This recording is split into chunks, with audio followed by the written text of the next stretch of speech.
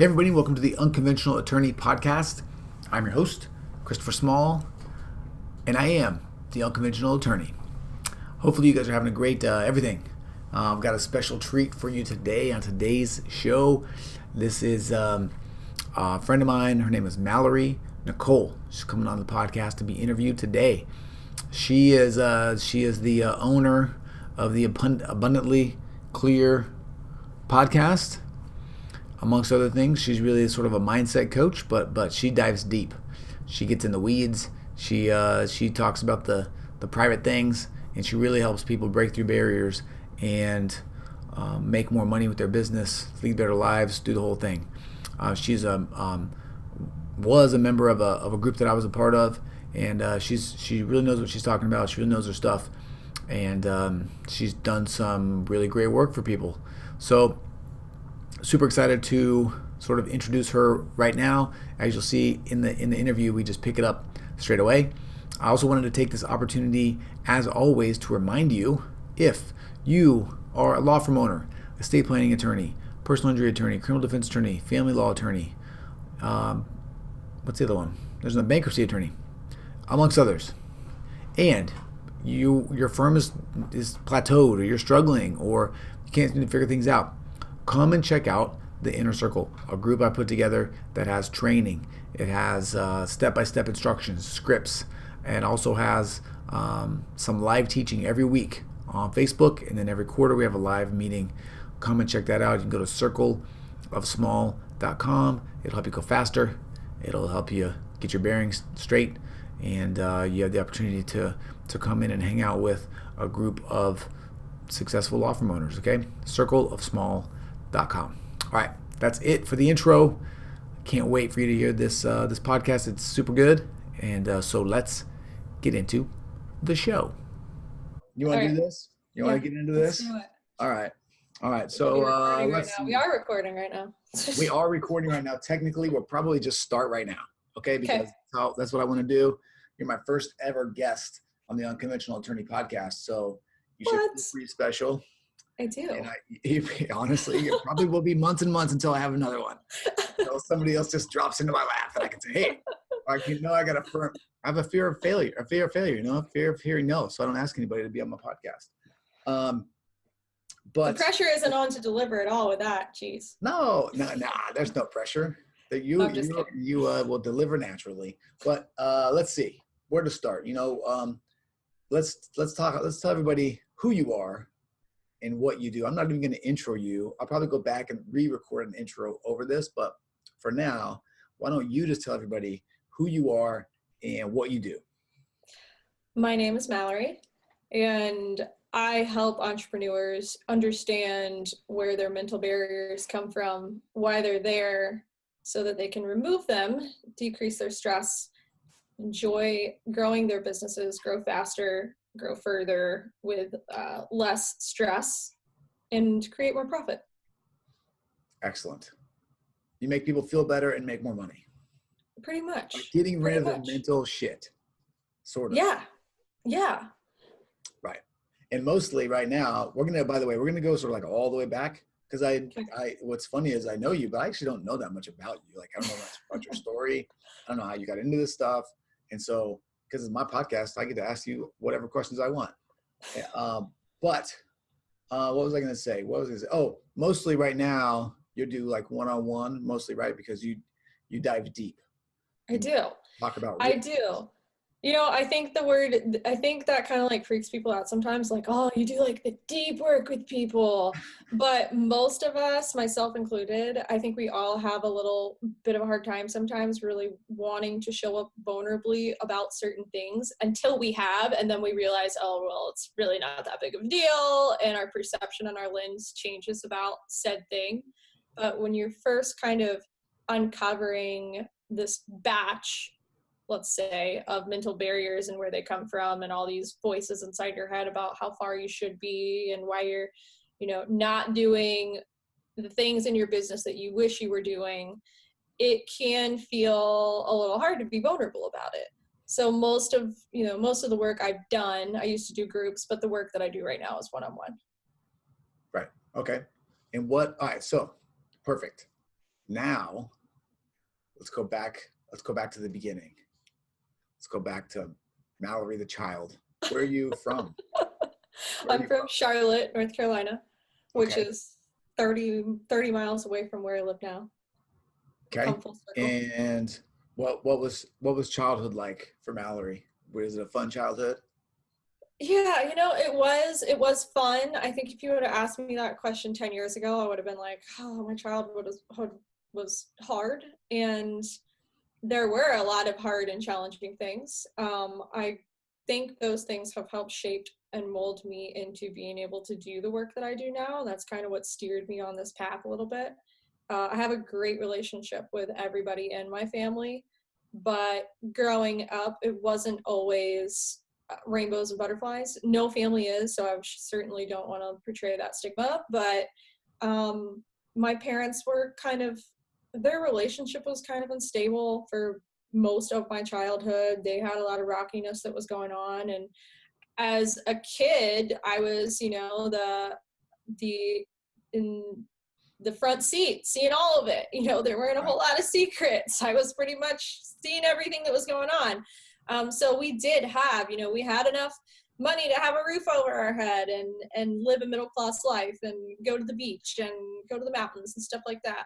But there were some pretty big challenging things that happened in my childhood that I did not fully heal from and understand and uncover until my early 20s. Okay. So I'm gonna like just call what you do a whole bunch of different things that are probably inaccurate, but They're probably all true. They're probably all true. I want to go with that route. Because it's sort of like what you do is sort of like a mix of like therapy, right? Is that fair to say? And sort of like it's not exactly therapy, but it's sort of like business therapy in a way. No? Yes? How would you describe it? To somebody that, yes and no. To somebody that doesn't know the differences between therapy and coaching, they probably would assume that. But I've actually helped a couple therapists transition into coaching, and there's a lot of laws and a lot of rules and regulations about therapy. Therapy is more like how you feel, why you feel right now. It's really great, and they're just different. It's not that I'm saying therapy's wrong, but I think that for somebody that really wants to shift out of where they are and they don't want to just keep talking about the way that they feel about the place that they're in, coaching can offer some really valuable exercises and tools and subconscious reprogramming that can help people really shift their brain state to be able to move forward quicker and faster in the thing that they're struggling with. Both are great tools. I just think that people get a little confused sometimes on which ones are for what purposes. Right. But yes. Yes, the reason I'm trying to, I would like to be able to like drill this down to like 2 words or 3 words because really, so let's say, for example, you're talking about money. Okay. Right. I know you have like a little money course, right? So I was looking at your website before I came on, but let's say you have like this, all right, let's say as a kid, you're always taught that money is bad, rich people are bad, money is the root of all evil, blah, blah, blah, blah, blah. So what you sort of do is dive into that aspect of someone's life, help them understand where these feelings are coming from and why they may be acting out over here because of this thing over here, and help them sort of like not wash it all away is not the right terminology, but sort of like have self-awareness about the things that they're thinking and the actions that they're taking so that they can move in a direction that will help them out better. Is that right? Yeah, it's belief reprogramming, and it's so intricate to try and explain because when you're giving somebody a to-do list, like if you're a business consultant, you can audit someone's business and then say, go do these 10 things, and then said business owner implements these 10 things, and she or he comes back and says, wow, I just made I added 6 figures this month onto my profit because I did all the 6 things you told me to do. But when you're talking about belief reprogramming and really uncovering what's in the subconscious mind, we can't do it necessarily on our own, because if we could, we would have already done it. So if you already had awareness to all of the reasons and ways that you think and why you think the things that you think and the behaviors that are playing out right now, if you already knew all of it, they wouldn't exist because you would be in a different state of being. So it's really challenging to coach yourself through these things. And most people don't know this, but 95 to 97% of what we do, and meaning like the action that we take every day, the things that we say, the way that we behave, is stemmed from our subconscious programming. But we don't spend a whole lot of time looking at what's in our subconscious programming. And to add on to that, most of our subconscious programming was done by the time we were 10 years old, which is kind of wild if you think about it, because what that would mean is it's kind of like we're a bunch of 10-year-olds running around, Right. Being adults, until we kind of really look at why do we believe the things that we believe. And it is kind of true. We kind of are a bunch of 10-year-olds running Right. around because a lot of the beliefs that we're stuck on really is old stuff that's preventing and stopping us from moving forward. And that's why, I think that it has such a great impact, because, and whether it be me or somebody else that's implementing the work, just belief reprogramming work in itself has such a powerful impact, because that's really what changes the behavior of who you are as a person. Right. Belief reprogramming. And behavior, you're a huge action taker. So you know that, like, you can't build a thriving business without taking a lot of action. But why do people not take action? Oh, well, I don't know. I think every person's reason is different. Yeah. Well, okay. And what's the root of those reasons? Right. That's where the fun stuff begins. So to close this whole loop, though, did you always know when did you decide that you were going to become a belief and behavior reprogrammer? That's funny. Did it stem from, did you know from a kid, like as a kid, obviously you probably didn't know that, but like, were you always interested in sort of like psychology and in behavioral, science or whatever it would be as a kid? Like where did you always have that interest?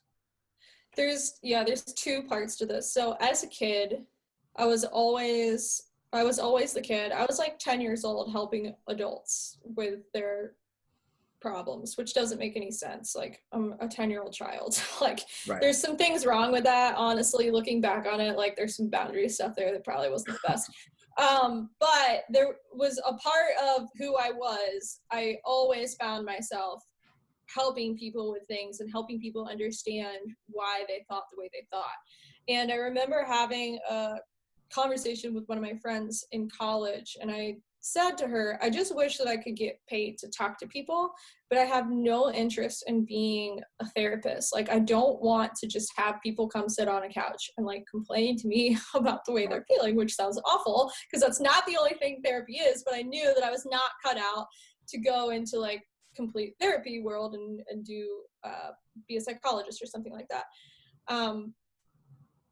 Fast forward a couple years and I got really sick, and I'm talking like sick to the point where I thought I was going to have to be on disability or something because I could not figure out what was wrong with my body. I had like rashes all over my skin and headaches and body aches, just like hormone imbalance. All of this crazy stuff was going on out of nowhere. I mean, I woke up one day, Chris, and it was just like my world had imploded and I had no idea what was wrong with my body. And that lasted for 4.5 months. And that's a long time. I mean, can you imagine getting the flu and having the flu for 4.5 months? Like, that's a really long time to be in that kind of pain. And to make a long story short, I figured out, and I think you know this about me, I figured out that I have a gluten intolerance, can't eat gluten. Okay, so that was a really quick fix. I stopped eating gluten. I went through like Dr. Axe's gut imbalance, like healing protocol for a couple weeks, and everything got shifted really quickly. But I knew there was something inside me that wanted to learn more about health and wellness because of that event. I thought, if I was struggling that much, like literally spending thousands of dollars getting blood work to try and figure out what's wrong with my body, and I'm getting no answers. I know there's other people in the world that think they're dying or have lupus or, the worst of the worst, that just have some food allergies or intolerances. Was the fix really that simple? It really was. I found a blog article online and it said like 10 signs you might have a gluten intolerance. And I checked the box for every single one of them. And that day I was like, okay, I'm not going to eat gluten to see if this is what it is. And within 2 weeks, my headache started to go away and my rashes were gone. I mean, it was like after like 4.5 months. Yeah, that should not be called a gluten intolerance. It should be called something else, like gluten Ebola or something. I don't think intolerance is the right word for that. It doesn't really describe the significance. You're right, it doesn't. And a gluten intolerance doesn't show up on an allergy. So even the blood work with food, it wasn't showing up. It's crazy. Because I guarantee you, this is totally off topic. I guarantee you, though, you walk around, you order something special off the menu, and you're like, yeah, I have a gluten intolerance. People are like, yeah, she's just, she's one of those. Hippie. Yep. I mean, in Seattle, nobody cares. Nobody blinks twice, but, like if you're like in Kansas City, people are going to, oh, here we go again. And you're like, no, I almost died. Well, you should start telling people I have gluten Ebola. And then they'll be like, oh, right. Like this is for real. That sounds serious. We're going to take this seriously. But anyway, that's crazy. Okay. So, all right. So not to go totally off topic, but you're my first interview in a long, long, long time. So, I'm going to have to just take this off the rails every once in a while. But that's okay. All right. So you figure this out, that kind of gets you into like thinking about health and wellness and like, just into it, right? Is it one of those things where you just get like really interested and you sort of just dive in and just start learning about it, just because of your interest in it? Yeah, totally. So the gluten Ebola, you're right. It was gluten Ebola. The gluten Ebola basically rocked my body. I figured out really quickly, okay, this is not really quickly. It took me a long time, but once I figured out what it was really quickly, my body shifted. Right. So that kind of had an alarming, voice inside my head that was like, how many other people are struggling with the same thing that I'm struggling with or was struggling with that don't know what's wrong and can't figure out how to heal? And conversation after conversation, it just kind of like started showing up in my life. It was almost like I was manifesting it because I needed to see it. All of these people, I had all these questions like, oh, my aunt has that, or my cousin has that, or my kid has that, and I've never understood what it was, or my kid has those rashes, maybe I should give it a shot. And it wasn't shutting up. And one day this makes no sense. Like, before I tell you this is not going to make any sense at all. I had a really great job working at an engineering firm, and I was on my lunch break one day and I Googled the word health coach, and I called the first school that came up on Google, and I was like, oh wow, this looks interesting. And I set up to book a call with them. And that day I got on the phone with somebody, and it costs like $5,000 to get a health coaching certification. Mm-hmm. And at the time, money's relative. At the time, that was a lot of money for me to invest into something, especially if it wasn't something that was going to bring me an ROI because I didn't have a business. So really, I was just like, oh, I have $5,000. That's basically going to cut all my savings dry, but I think I should do this. And I literally signed up the next day, like didn't really talk to anybody about it, like just was like, oh, okay, I'm going to do this. Like no research on the school, like didn't do a whole lot of like back end, which is not very common for me, if I'm being honest. But I just gave it a go. And really quickly after that, I was like, after starting the course, I felt the need to start working with people in what the course material was and in the coaching realm. So I started health coaching. That's kind of where it all began. What is health coaching? Like, define that. Like, what is health coaching? So health coaching is more working with people people on, well, health coaching could be so many different things because it depends on how you position it. But what I was doing was helping people that were struggling with symptoms, unknown symptoms, not understanding where it was coming from, to try and build a better relationship with food, try and build wellness into their life. A lot of people, really basic stuff. Most people don't drink enough water. Most people don't have like appropriate bowel movements, like, you know, just really kind of basic things. So I started doing that and did that for a little while. And then it kind of shifted quickly after that. Okay. What caused the shift? Another kind of weird thing happened. I got into the online entrepreneurial world. And if you're familiar with that, if you're listening to this, you know, that's kind of like a world in its own. I know you are. I was going to say, I'm familiar. No, I know you are. If you're I'm listening, like neck deep in this bad boy. I would say it depends. Just to give you an idea, the listener, probably they're mildly aware of it. Okay. They're somewhat aware of it because I talk about it all the time, right? I just talk about all the stuff I'm doing all the time. Yes. I don't know if they know the level that you can dive into this stuff. Okay. Okay. So so let me ask you this. Were you looking for something specific? How did you may not even remember this, but how did you find, like, I remember how I got into this internet marketing world relatively vividly.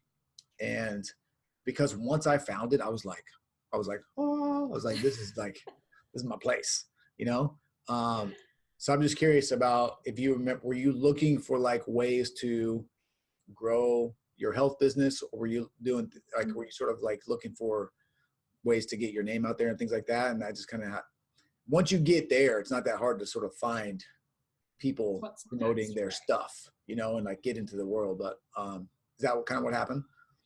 Yeah, there was a woman that helped only health coaches at the time. She does something different now, but that was the first person that I ever worked with. And that's actually not where the change happened, but that was my introduction into it. So then what happened from there is my ads shifted, and what was showing up on my feed shifted. So the algorithm started to work in the entrepreneurial world because I had kind of like started to fall into this big online thing that I didn't know about. So I had this ad for a company that it was a very high ticket program, and they were offering some promises, you know the deal. Yes. And I got into it, and about a month after being into the program, I had a bunch of coaches that were scheduling on my calendar asking me to help them. But I wasn't marketing myself from that place. I wasn't promoting business help. I wasn't promoting mindset help. I was positioning myself as a health coach. And I kind of just leaned into it and followed that calling and took them on as clients at a different rate and gave it some practice and realized what I was doing with them was working. And I worked with coaches for a little while. And then I started to have other business owners that were asking me for help, that were not coaches, that were doing other things. And it's kind of just evolved into this thing. I don't know. I call it a thing because I don't know where it will be in 2 years. Right now, I know what it is. Where right now what I'm doing is solely mindset coaching, solely helping people with mindset coaching and establishing growth methods. You know, a lot of people get stuck into what they should be doing for growth, for their business growth, because there's so many different things out there. And the answer is different for everybody. But for a while, I was kind of bouncing back and forth between teaching marketing and helping people with their mindset junk that was getting in the way. And now you're like all mindset all the time? All mindset all the time. Yeah, mindset all the time. All right, cool. What are some of these barriers that you see? So, as you know, basically everybody that listens to this is a business owner. We're attorneys. So we have all kinds of like, not only do we have our 10-year-old deep-rooted beliefs, we have 3 years of law school deep-rooted beliefs about what we should be doing and not be doing and what's appropriate and not appropriate. And we have a strong need to feel the love of our fellow attorneys, which makes us do a bunch of shit that doesn't work all the time. What does that look like? What does that look like? So I have context. Like, is that I'm first assuming, like, is there fear of showing up because you don't want to be the black sheep because, you know, you It's want to fit yeah, in with the tribe. it's kind of like it's sort of like high school where everybody has the potential to be a mean girl in a way, and like um, if you do anything different that's outside the norm or that's not that is defined as being outside of the norm, Mm-hmm. people will or can, I don't know if they will, but people can be like sort of gossipy. They can, like it's hard. So that's kind of the gist of it. It's hard for me to define it specifically, um, mostly because I give two shits about that, and I don't actually hang out in those circles for that exact reason. But it's sort of like imagine it's kind of like we're in an academic world Mm-hmm. or in the real world. So for people, their credentials and like the cases that they've won or lost or demonstrating their knowledge is like really critically important in these circles. So like when you go to a lawyer networking meeting, everybody talks about like the case, like they want to get like in depth, like in the cases that they're working on and like the law.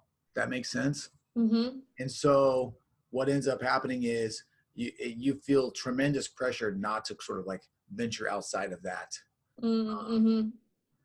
sort of that structure, Yeah, So if yeah. you So it's like a fitting in story. You know, you don't want to go too right, outside the box where you're no longer a part of the team. But it's really, like the you team have, is yeah. an illusion. To give you some examples, like you have these attorneys out there that do these crazy marketing things, and they're like the black sheep of the legal world, even though they Mm-hmm. probably have the most clients, and even though they probably do good work, because they don't sort of like fall in line. um, you can feel the pressure from those people, and what Mm-hmm. that and the problem is, to sort of take this on a in a businessy way, is in our world it's really difficult to tell if somebody is good or bad at something, right? Like Yeah. we have an intangible product that we are creating for people most of the time. You don't know, because quite frankly you can lose and still do a really good job, right? You can win and still do a really really shitty job. So nobody really knows if you're good or bad, and looking at you, no one can tell if you're good or bad. Everybody. So what ends up happening is, because there are all these sort of like lawyer norms that everyone wants to try to fall in line with, everybody starts to look the same, you know. Yeah. Yeah. And so Yeah. the only way that you can sort of stand out and have people see you, like clients and potential clients and things like that, is to be yourself and to be like a little bit different, you know. Mm-hmm. So it can be difficult for people to do that, and people just in general don't like to be judged, right? So there's that as well. But Yeah, that's there's a part of our brain that's always looking for safety and security. And we're meant to establish and find that. But I think where that gets stuck sometimes in business, to go to like, what are some of the things you see? This example is a huge mental barrier of of ego kind of running your business. Because if your ego is running your business, and I know that might like feel hard for a lot of people to hear, like, my ego doesn't run my business, I help people every day and I serve people every day. But if right. are you being honest with yourself? Like, are you really helping people, or are you trying to make sure that you stay in the stigma of like, I'm the best in this realm, and when I go to these events, everybody knows me because I'm working on this case? This is the same thing though, Chris, to like relate it back to the world that I live in. The online world, there's a lot of people that spend so much time working on their business that they're no longer helping people and they're no longer serving people because they spend too much money on branding or marketing or whatever it is, that they're disconnected from what they're really here to provide for people.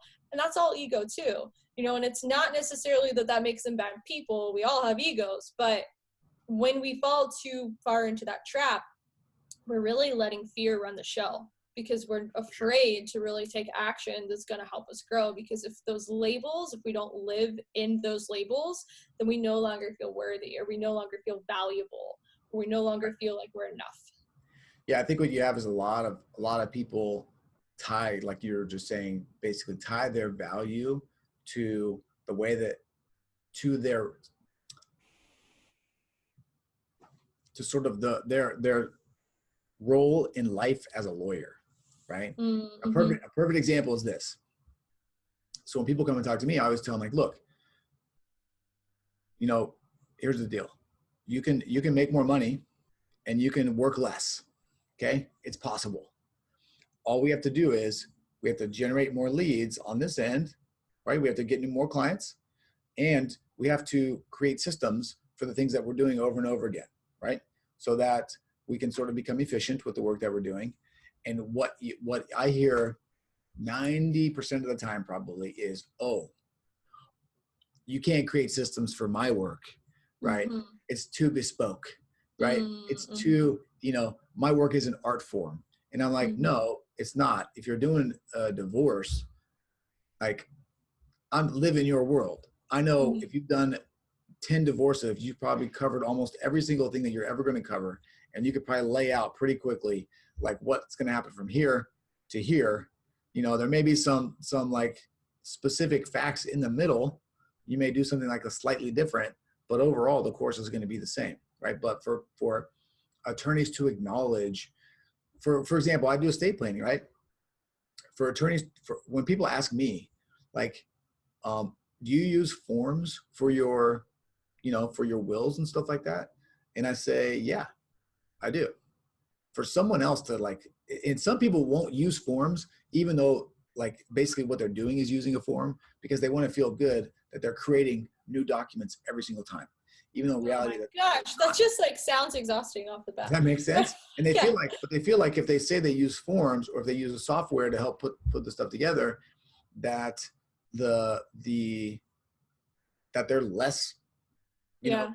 they're less good, or their reputation as an attorney is going to be tarnished. When in fact, Mm-hmm. when people come to me, I tell them like, look, you're not really paying me for the documents. Like, you can go online and make a will, but you're paying me to make sure that you've, seen all the angles, that you are doing the right things, that the goals that you want to accomplish aren't actually creating problems over here that you can't see because you don't know what you're doing, kind of a thing, right? So that there's a tremendous amount of ego rolling around in law firm owners, I think, and part of that is built up, I think, through law school and the way that we're sort of graded, and Yeah. even the way that professors and things like that, right? They don't practice in the real world. Here's the other thing too.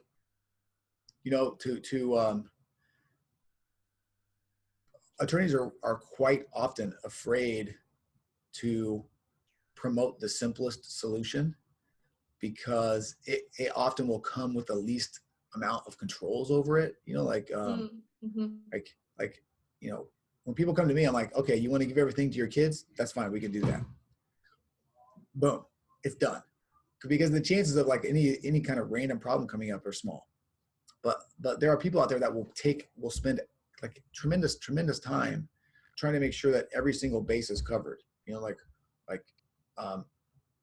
just outlandish hypotheticals to make themselves feel good sort of in their practice, and also almost pushing their risk aversion on everybody else. But Yeah. it's just all kinds of craziness. But It gives them a sense of control. There's two parts to that. So the first one is, I think a lot of people don't know why they do what they do. I think it's really important for every business owner, and whether or not you want to own a business and you just want to work for somebody else, it doesn't really matter. But why do you do what you do? And I have a lot of male clients. I can't say that I feel this way because I'm not a male, but I do see a pattern in that a lot of men feel the need to provide for their families. They want to have nice homes and things for their children. Sometimes they didn't grow up that way and they want to do it differently for their family and their kids, and they want to be able to provide that.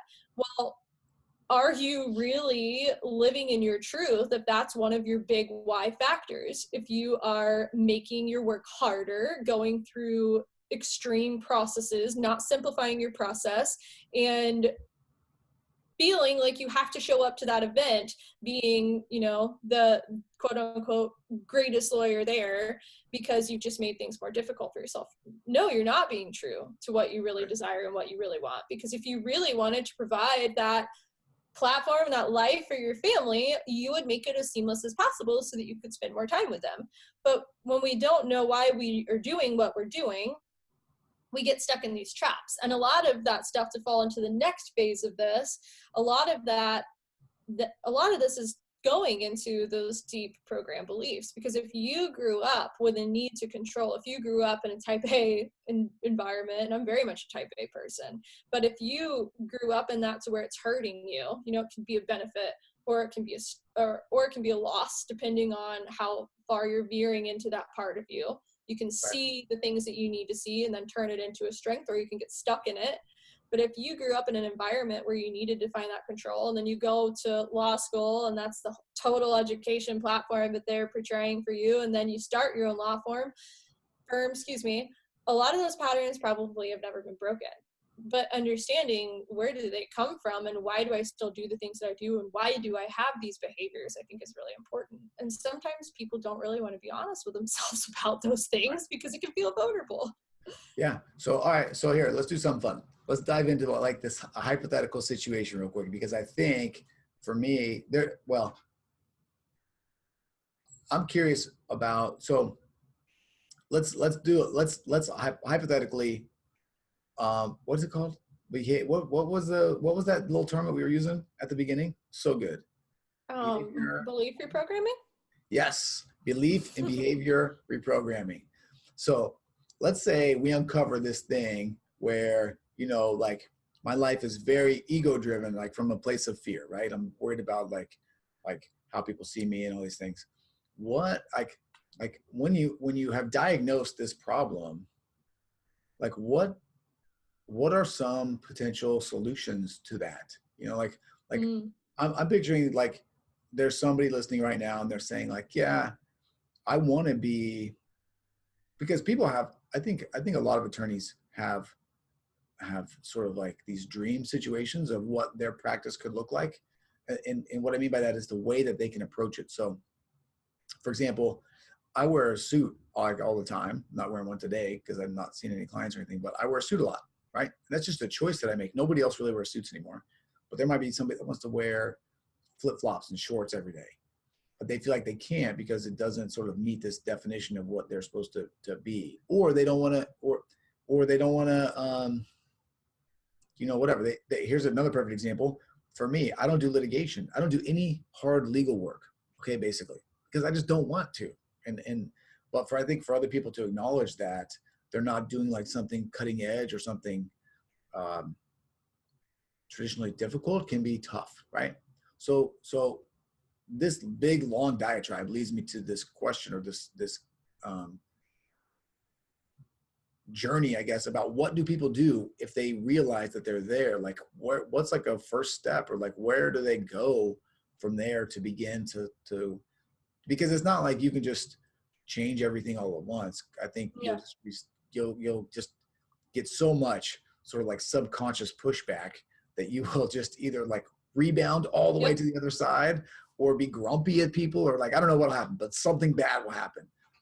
So what do you do? Like, where do you go when you realize like, I do want things to kind of be different, and I can see sort of where these problems might lie. How do you get there? Mm-hmm. Yeah, I think that it starts with, well, first you have to have awareness to it. So that's kind of where the coaching aspect comes into play. If I just sat here and told you, yeah, you have all these problems, like you're really living life in a way that you don't need to live it, you're going to be like, well, am I allowed to cuss on here? Yeah. Well, you're an asshole, so thanks, have a nice day. Like, that's what your response is going to be. And similar to how anybody would, you might not say it, but you just think like, who is this person to make this judgment about me? They don't know me.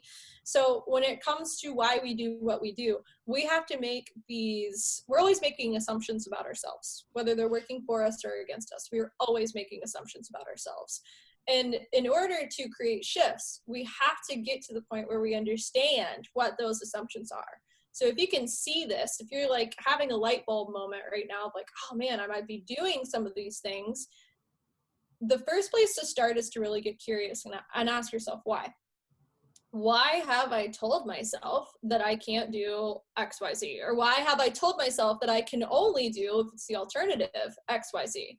You know, what is a story that I've created about what success looks like for me? You know, I love helping people make money because I think there is so much shame and so much negative energy about what it means to live a very rich and profitable life. I think that there's a lot of mindset junk around that. Right.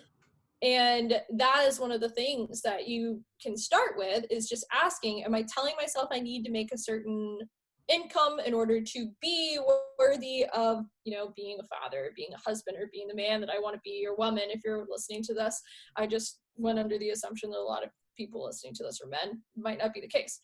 But really getting curious of, what is the story that I'm telling myself? And then start with, I don't want to call them baby steps because that sounds kind of lame, but start with small increment steps, like on a weekly basis. Implement different things, get creative. If you're like, I'm not going to hire a coach, or I'm not going to work with somebody, you're going to have to put some different type of action into your day-to-day basis. So maybe you have a total block about marketing yourself, which I think a lot of people in the offline that maybe aren't in the big entrepreneurial space, they do have a total block about that because they think marketing is supposed to happen a certain way.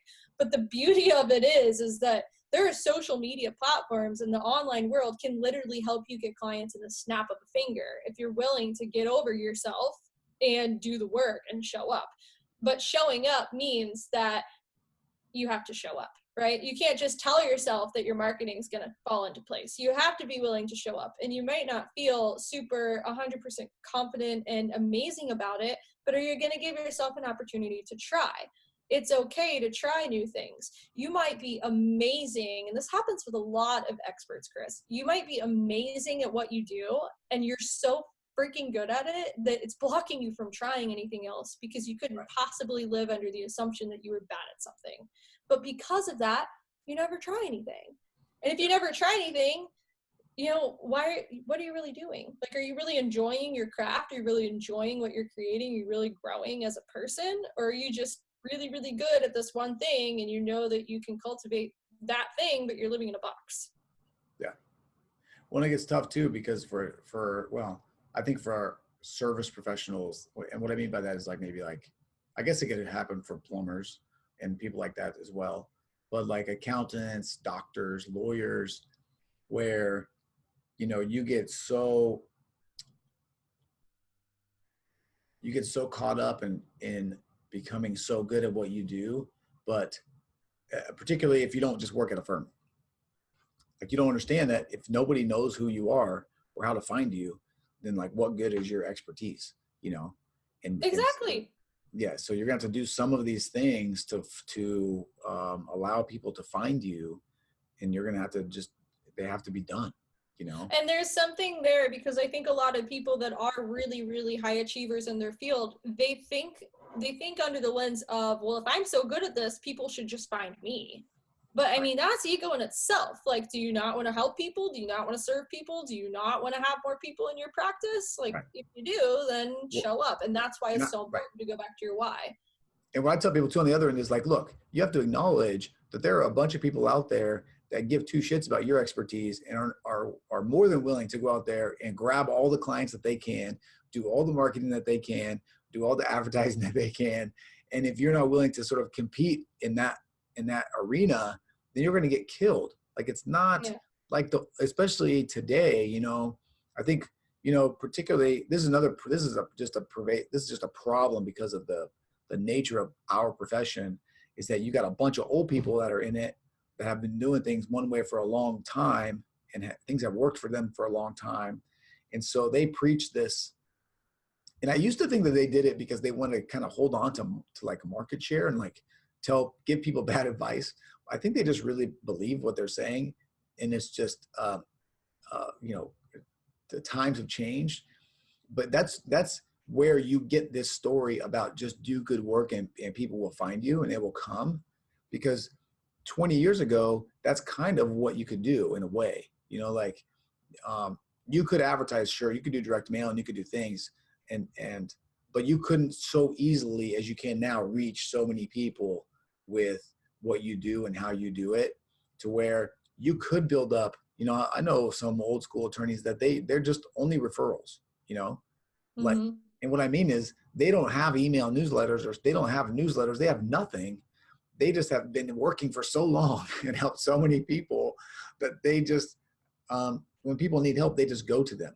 Right. Mm-hmm. But what they don't what even those attorneys don't understand is that people like me and people that have marketing and advertising chops are still siphoning people away from even from their database and from that group of people, because I'm able to reach them with my message before they even ask for the referral, or I'm Yeah. able to provide a viable alternative that they look at that maybe matches more with what their style is or with what they want to do, so it's um it's just unbelievable to me.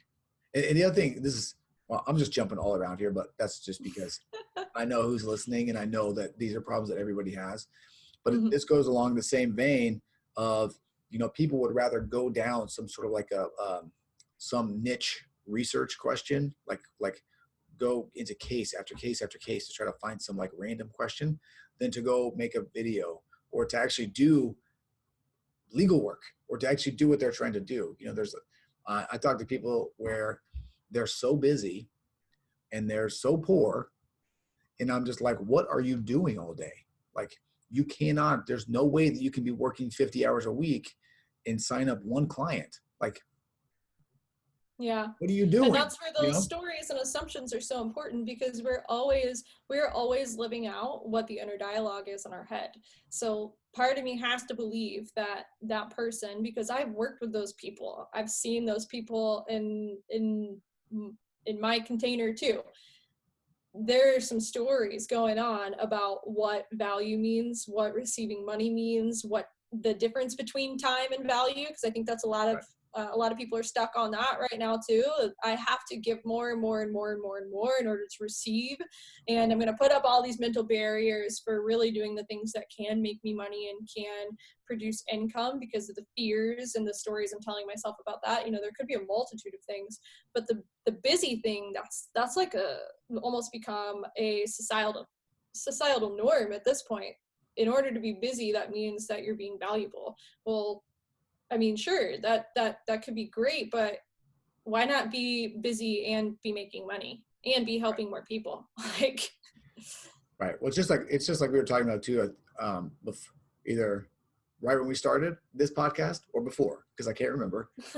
But about people that go to events all the time, and people that do um, sort of. I just had my quarterly like live meeting last week, and we spent a lot of time where I was like, look, this is the formula to get clients. All you have to do is this, and then you just have to do it again forever, mm-hmm. over and Yeah, over it's again. not hard. It Like, can be it's not super hard, boring. but And they're you do have like, to show what up. about, right? They're like, what about Instagram? What about LinkedIn? What about blah, blah, blah? I'm like, look, those are all just distractions. Like, Mm-hmm. do one thing all the way, and then you can sort of try these other things out. Like don't go for the shiny object or go for the distraction or try to worry about the other thing over here, because it, like you said, it makes you feel like you're doing something. It makes you feel valuable, because, and on top of that, the other thing that people don't, there's just so many things that people don't talk about in business either, is that you could do this one thing for like a month and have just absolutely no response. Oh, 100%. It takes See longer. I mean, you have no, to have patience right. and grit. You can see nothing to indicate that you are doing a good job at all, and you just have to have sort of like the wherewithal and the guts and the confidence to keep going, you know? So there's all these different things that are all interesting. What I want you to do maybe is, we talked about like baby steps, things like that. If give us some, what's a good first baby step for someone that's in that boat? Let's say I'm trying to think about what the biggest problem is. You know, What's like what is the, so going back to your quarterly events? Like, what is the thing you're telling them to do? What's the I'm method? telling I'm telling them to create content and distribute that content. And then basically the stuff that I taught at our last thing, that's basically what I'm teaching them to do. Right? On what platform? Well, so the way it's so easy now. Basically, you create a video, you put it on Facebook, you do Facebook Live, or you can update a video to Facebook if you want. Doesn't matter. And then that will go to a podcast. That will go to YouTube, and then you can take that video and upload it to LinkedIn and put it on your website. That's about it. And then, Okay. but the reason you do those other things is because they're just simple, right? They're just it's just content distribution. You're not actually. It takes 5 seconds to do all those things, and then what you're doing is taking those videos on Facebook, right, and putting a little bit of money behind it to get clients, right? Mm-hmm. What's crazy is when they make these people that make these videos, I can tell you how many people have just made one video or two videos and gotten clients like right away. Oh my gosh, yeah. And I can already, I'm not a Facebook ads expert. I won't even pretend to be, but you guys in this industry are like running up against probably really low numbers because not a lot of people are doing this. So you're just going to go to the top really quickly. Correct. And No one does any of this. Like, it's just like pennies for getting clients at this point. It's super cheap, and no one's creating content in this way anyway either. So even getting a lot of traction like on YouTube or with a podcast is pretty simple and pretty easy because no one else does it, right? But the key, you have to do it consistently, right? You just have to do it over time, particularly for those like organic kind of results. You just have to keep doing it, and just it's just so easy for people to get distracted or this goes back into what we were talking about sort of from this ego standpoint. You get one joker out there that gives you a little snide comment and you're crushed, Mm-hmm. and so that sends it all back, right? Or somebody or this happens, somebody sees your video, some attorney, and they call you and they are like, what are you doing? Like this happens. And so then That is wild. Yeah, it's insane. So there, that's basically what I'm trying to get them to do. So basically I'm just trying to tell them like, look, make this content, make content and put this, because really what I'm trying to tell them to do is just make one video and build out the whole system. It takes like an hour probably the first time, maybe a little bit longer than that. But after that, you're just literally clicking buttons and it all goes out there to the world. You're like, this is so easy. Well, if you guys just listen, it'll work. It's so easy, but everybody's afraid of what their voice sounds like and what they look like on camera. Well, and here's the thing. You already know the answer, and they already know the answer to what's the thing that I should be doing. So I think the biggest thing in this is figuring out what's blocking you from doing it. Right. What is the real story that you're telling yourself? Like maybe you're telling yourself that it can't be that easy. So I would go and uncover, that's a belief. So if you don't know what beliefs are, this is a new thing to you. If you're like, I've never read anything or heard anything on this before in my life, I don't know anything about subconscious mind, it can't be this easy is a statement of a belief that you have about the world and about yourself and about the life that you're living. So what I would ask yourself next is, how did I form this belief? How might I have formed the belief that it can't be this easy? And you think back and you go through, you look at all the people that you look at all the people that are working around you, and everyone's hustling and everyone's grinding, and you see that everyone's hustling, so it couldn't be that easy for you. And then you look at college and you look at your professors grinding it into your brain that it's going to be like a very hard, long journey here on out once you get out into the real world. And then you look back and you think about your relationship with your dad. And you're like, man, my dad used to work all the time. I hardly saw him growing up. I've always been living under this assumption that life can't be easy and it can't possibly be this easy to make money. And you ask yourself, like, why have I held on to this belief for so long? Well, I've held on to this belief for so long because the majority of my surroundings and the majority of people in my life have been proving out this belief. And then You ask yourself, is there anywhere where this belief is, not real? There's got to be something. And of course, there is something. They see you doing it differently. They see you doing something that is not what they're doing, and you're saying like you can do it this way and it can be easier. I have proof. And you have clients. I know you've got clients that have done it, and they get proof. So yeah, there are situations where that doesn't apply. And there are situations where making money is easy. And there's probably situations in that person's life where clients came out of thin air and it was really easy for them to make money. So then you ask yourself, have I applied this belief only to myself? Well, yeah, you kind of have applied it only to yourself if that's the thing that's blocking you from taking action to try something new. From there, you go into, what is my new belief?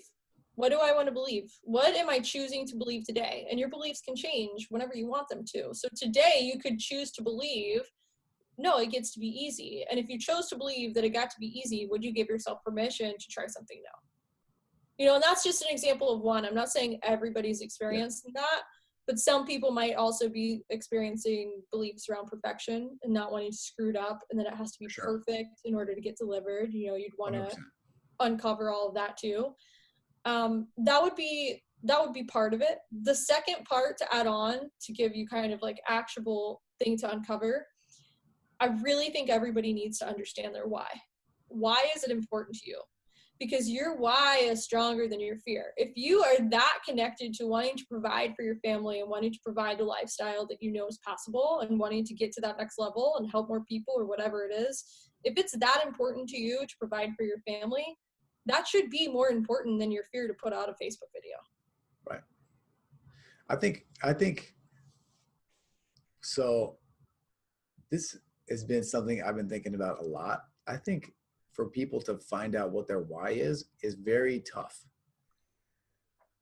in reality, like for real, because I think, and maybe I'm just being kind of skeptical, but I think even when it comes to people defining their why and what they really want out of life, so many social norms come into play, and so many, it's like peer pressure from your family, from the role that you've created for yourself as a father or a mother or a husband or a wife or a sister or whatever. All these things kind of come into play, and they kind of can cloud what you really want, and you can, like, does that make sense what I'm saying? Yeah, but what's your why? I think I already know what your why is from previous conversations, but what is your why? I mean, my why is freedom, right? I want to be able to do anything I want, anytime I want. I want to be able to make choices that I want to make at any time, basically. Why is that important to you? Why is it important to be somebody that can make choices whenever they want? Because I think for me, that's sort of,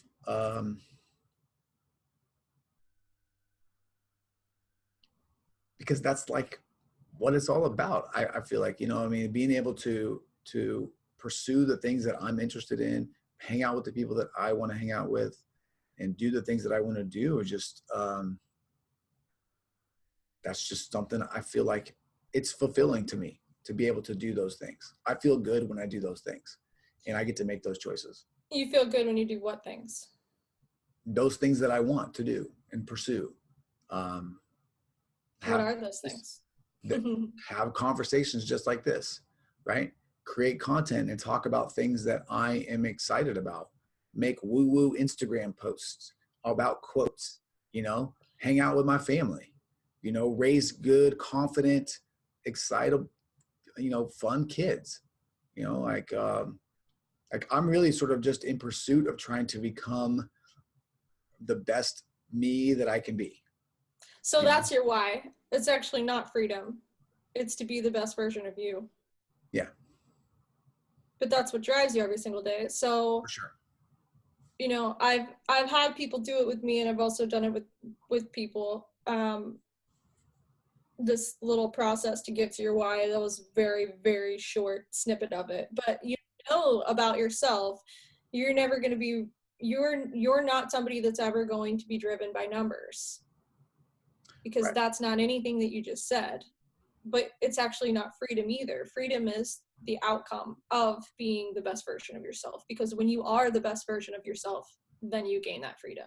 Because if you really wanted freedom, you could, you know how to market yourself, you could create passive income and sleep every day and watch Netflix and hang out with your kids and do nothing. But that's not really what you want. You actually want to feel that feeling of doing something that's allowing you to grow. Right. And in helping other people grow, and I think that for everybody it's different. For some people it is money, but there's usually something deeper in there. Right. And when we don't know what it is, when we just look at our business or our job or career as just something, not so much job or career, but when we just look at our business as a different entity outside of ourselves, we're really dismissing our ability to create the business that we have the potential to create. Because when it's driven from a place of internal being, then that's when it really catapults. A lot of money barriers are that right there. People think they want money, but what they really want is to usually be that best version of themselves. Right.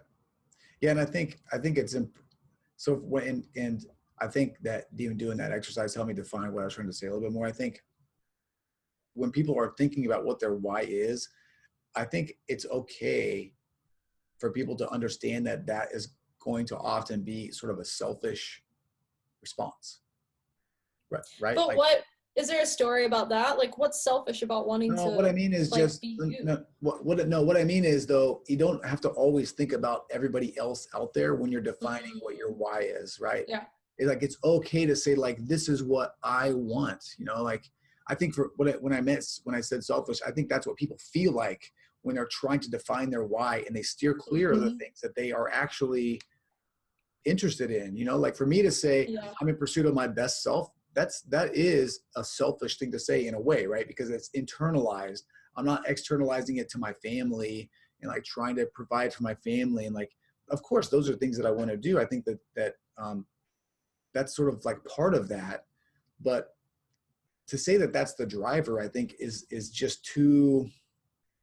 I just think it's okay to want to. Desire is safe. Like, desire is safe. I think we have a lot of negative connotations about desire not being safe. But that example that you just used too, if you're listening to this and you're feeling like you might be stuck on that, well, that sounds like kind of selfish. What is you being the best version of yourself? What does it allow you to create? Well, it allows you to create impact. It allows you to help more people. It allows you to give other people freedom to be the best versions of themselves. And I see all of this way more as leadership and growth than I do just creating content. There's a couple of things you can do to generate leads, and that's great. And if that's what you're looking for, that's awesome. There's nothing wrong with that at all. But a lot of this is really about deepening what your values are and being okay with sharing that. Yeah. Because I don't think that's something that was really taught. We're not really taught how to dive into our values. Where is that in education? Right. Like, do you do that in 6th grade? Do you do that when you're 21 in college? No, you learn stuff and you learn how to implement the things that you've learned in school, but you don't talk about value systems. Definitely not. And I think for me, for me, it's come from, for you, it's probably come through some of your training and stuff like that. And probably, for me, it's come through some of the membership groups that I've belonged to, some of the training that's been inside of there, like some of those books, the books that I read and things like that, and being open to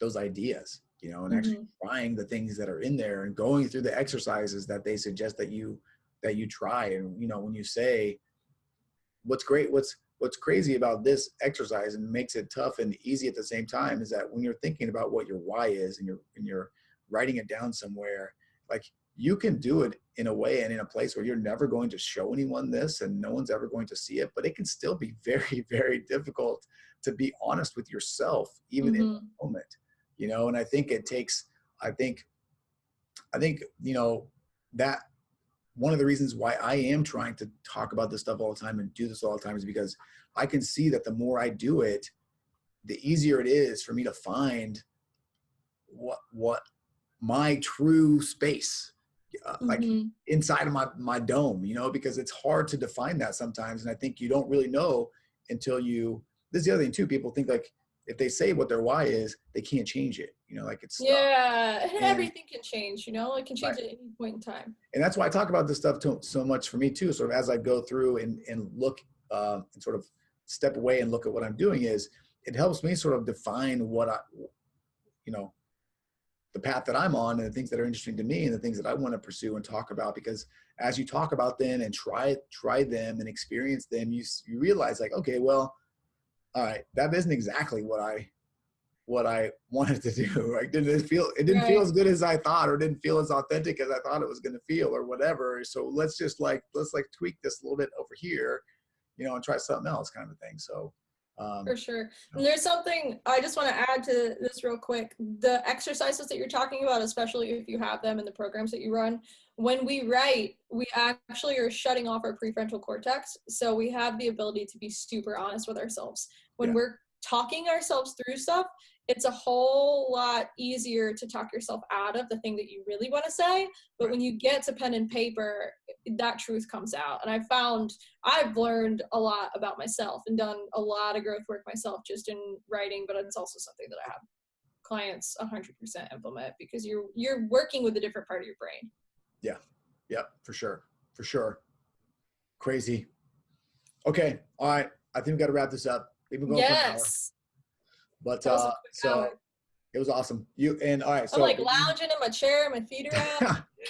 we didn't promote any of your things. I'll talk about some of your stuff at the front because I'll do a quick intro before this, and also Oh, no I'll worries. stuff at the front. But you do have one of the things I want to talk about real quick. This is a total side note. Okay, we're gonna just go like straight business for a minute. Yeah. So I wanted to. This is a complete tangent, by the way. So we're going all the way off the rails here. Okay. Because I know that you have a podcast, right? It's called the Abundantly Clear Podcast. Yes. And you've been working really hard to get on in like iTunes, New and Noteworthy, some top 100, some things like that. I wanted you to just talk about, like just super quickly, how you did that and why you did that. Okay. Because I'm trying to tell people to do podcasts. I'm trying to tell people to do all this content, stuff like that. I'm just, I just wanted your thoughts on those things real quick before we go. Yeah. So that was actually my second round. I relaunched my podcast, talk about perfection and how it doesn't really exist and it's all an illusion and it doesn't matter. The first time I did my podcast, I found myself after a while, it was probably like 5 months. I wasn't super excited about it. Like I felt like I hadn't landed the message that I wanted to share, or like something was off, like something just didn't feel right. I didn't feel like I knew how to grow it. I didn't feel like I didn't have a lot of clarity on what I was doing, and energetically I felt kind of drained with it.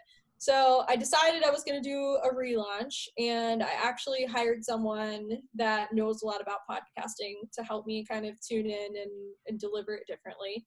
And it's been super, super great. One of the biggest things about podcasting that I think a lot of people miss out on is really collaborating. Collaborating is such a powerful thing with podcasting. You can meet so many people through podcasting, and it doesn't seem like that would be something that would happen, but treating it like a business and building relationships from it and inviting people on to be on your show that maybe further along in the journey that you are in, your line of work, or maybe it's some other line of work that has value to share to your audience, is something that's super important. Solo episodes are also great, but I just found that there was something that I specifically wanted to be doing that I wasn't doing, and I wasn't really leaning into all the ways that I'm building and growing it now. Unfortunately, I can't give you some of the marketing hacks and tips publicly on the show. I know. That's it. But this interview is over. Stop it. This is done. We're done. That's it. But I'm kidding. invite people to be on your show. Like really just invite people to be on your show that have value to give, because the more you have those powerful conversations, they're going to go share it with their audience. They're going to go show people what you're doing. There's cross collaboration that can come in hand and come together. And it's also okay, like ask for reviews. Like it's okay to ask for reviews for your show. That's something that, you can Google that. Podcast reviews are something that Apple looks at, and it's okay to ask people to drop a review for your show. So if you're listening to this right now, open up your phone, drop a 5 stars, because the bigger your podcast grows, the more you're going to be able to have, incredible interviews on here to deliver to your audience. Yeah. And give yourself a shot to screw it up. I mean, that's something that I was like, did I just not do this right? And there was a part of me that didn't do it right. And right is relative, but what it meant for me at that time was there was a part of me that wasn't super excited about it, and I needed to give it another shot and learn some things that I didn't know to do it over. And that's okay. Yeah. I think part of that too for me is, and this goes into me saying like, I'm getting much better now at like recognizing when I'm trying to talk myself out of doing things, because I like make up these weird excuses. But like you know this because I asked you. I asked a lot of people to give me reviews specifically for this podcast, right? Like my podcast just came out. Can I have a review, basically? And I had never done that in the past with any of my other podcasts, and I've never done that really with anything, because I'm just this is a problem that I have with asking people for help. But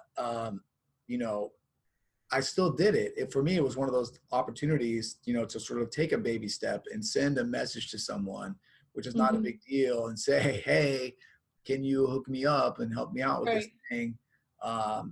So to sort of like tie it all together, the content, the podcast, the limiting beliefs, the barriers, crushing the barriers, I think that there's always those little opportunities out there throughout your day to do those things. You just have to be looking for them, and then have the sort of the courage, however whatever that means to you, to actually do the thing, to just absolutely do the thing. So, all right, cool. Absolutely. All right, that was awesome. All right, thanks. So any parting words? Any place do you want to send anybody specifically? Go check out the Abundantly Clear podcast. Obviously, if there's anything else that you want. No, that's great. I have a business growth quiz on my website if you want to check it out.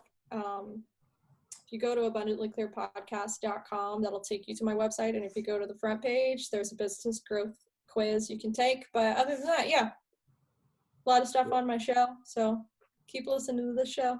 That's right. Go listen. All right. Awesome. Thank you so much. Hey, everybody. I hope you enjoyed that interview with Malorie. I had a super good time. We talked about some really interesting, fun stuff. And remember, if you recognize some of these barriers, mental barriers in yourself, take small steps, be self-aware, and push through those mental barriers, all right? And also, don't forget to go check out the Abundantly Clear podcast. Leave a rating and review for her. Leave a rating and review here if you want. And remember, as always, if you want to go faster, if you want an inside peek at my law firm, if you want to hang out with other successful law firm owners, go to circleofsmall.com. Check it out. It's kind of amazing. All right, that is it. Hope you guys have a great week, a great month, a great everything. I'll be here with you again in a couple days, probably, on this podcast again. All right. Once again, I'm Christopher Small, the Unconventional Attorney. Until next time, see ya.